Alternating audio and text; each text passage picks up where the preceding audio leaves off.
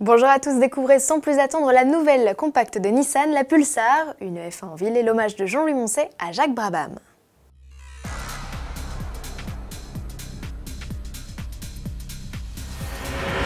L'Almera n'est plus vive, la Pulsar, Nissan fait son grand retour sur le segment des compacts avec ce tout nouveau modèle.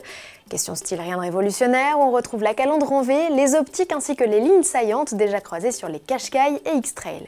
Côté gabarit, elle fait partie des géantes de la catégorie, surclassant avec ses 4,39 m de plus de 10 cm en longueur ses rivales Volkswagen Golf et Peugeot 308. Seule la Renault Mégane fait jeu égal, excepté au chapitre empattement où la Nippon troste là encore le podium avec ses 2,70 m. Alors sera-t-elle la plus spacieuse ?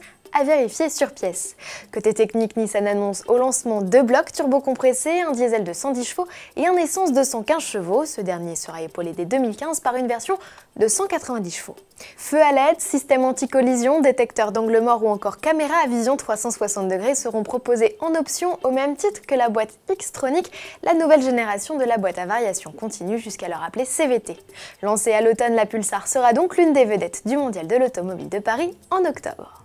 5 portes, blanches et à moteur essence, voici le portrait robot de la Ford la plus populaire en Europe, selon une récente étude menée par le constructeur. Un sondage qui lui permet ainsi chaque année de mieux adapter son offre. On y apprend ainsi que les Grecs et les Espagnols sont les plus friands d'allume-cigares, que les Norvégiens et les Français plébiscitent le crochet d'attelage, les Anglais, eux, sont fans de carrosserie rouge et les Néerlandais, les plus feignants, optant à plus de 85% pour le haillon main libre et le régulateur de vitesse.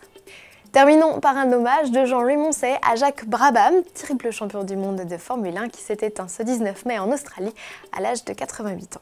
Il a été 3 fois champion du monde, et notamment le premier champion du monde sur une voiture de sa marque, sur une Brabham. Ça, c'était important.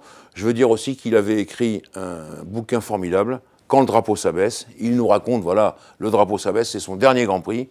Qu'est-ce qu'il va faire? Je dirais que c'est une espèce d'histoire sur la retraite d'un pilote de Grand Prix. Et moi, j'ai toujours beaucoup aimé ce gars-là qu'on appelait Black Jack, parce qu'on le soupçonnait de faire des choses pas possibles. Mais en réalité, c'était un grand pilote. Et c'est la raison pour laquelle il a été anobli, Sir Jack Brabham. Voilà, il est monté au paradis des pilotes perdus. Une question et une réponse à retrouver dans l'entretien d'avant Grand Prix de Monaco, visible dès maintenant sur le site d'Autoplus et sur le blog de Jean-Louis Moncey.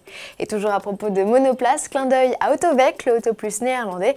Pour assurer la promo de leur festival automobile qui se tiendra fin juin, nos confrères n'ont rien trouvé de mieux que de faire rouler une monoplace à fond les ballons sur route. Bien que l'opération soit savamment orchestrée, admettez qu'il est surprenant de voir débouler un tel engin dans son rétro. Quant à Jos Verstappen, l'ex-pilote néerlandais de F1 au volant, il a visiblement pris du plaisir à faire rugir le V8 en ville. À demain.